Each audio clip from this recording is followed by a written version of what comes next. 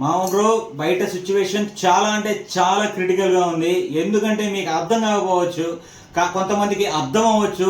War మాత్రం declare అయిపోయింది, surely declare అయిపోయింది, ఖచ్చితంగా డిక్లేర్ అయిపోయింది. నేను చెప్పేస్తున్నాను, ఎందుకంటే మామూలుగా జరుగుతుంది.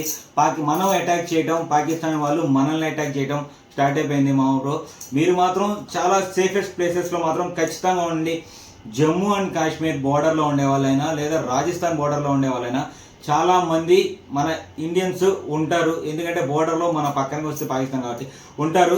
చాలా పెద్ద అటాక్స్ జరుగుతున్నాయి. ఇంకా అలా కాకుండా సేఫెస్ట్ ప్లేసెస్ మన ఆంధ్రాకి, తెలుగు నాడుకి వచ్చేసరికి, ఆంధ్ర అంటే మన ఆంధ్ర తెలంగాణ రెండుకి వచ్చేసేసి ఎటు తెలంగాణలో హైదరాబాద్ ఉంది కదా, హైదరాబాద్లో ఖచ్చితంగా పాకిస్తాన్ వాళ్ళు ఉండొచ్చు అనేది మాత్రం అనుకుంటున్నాం. వాళ్ళతో పాటు మన వాళ్ళు ఉంటారు కాబట్టి కొంచెం జాగ్రత్తగా ఉండదు మా ఊరు, గ్యాదరింగ్స్ చేయకండి.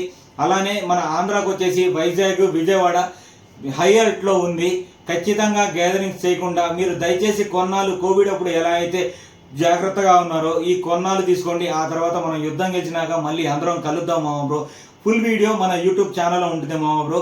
ఇక్కడ షార్ట్ కాబట్టి షార్ట్గా చెప్పాను. మీరు యూట్యూబ్ ఛానల్లోకి వెళ్ళిపోయి ఫుల్ వీడియో చూసేసి లైక్ చేసి ఖచ్చితంగా అందరికీ షేర్ చేయండి మామ బ్రో. ఇంకా నేను వెళ్ళొస్తాను.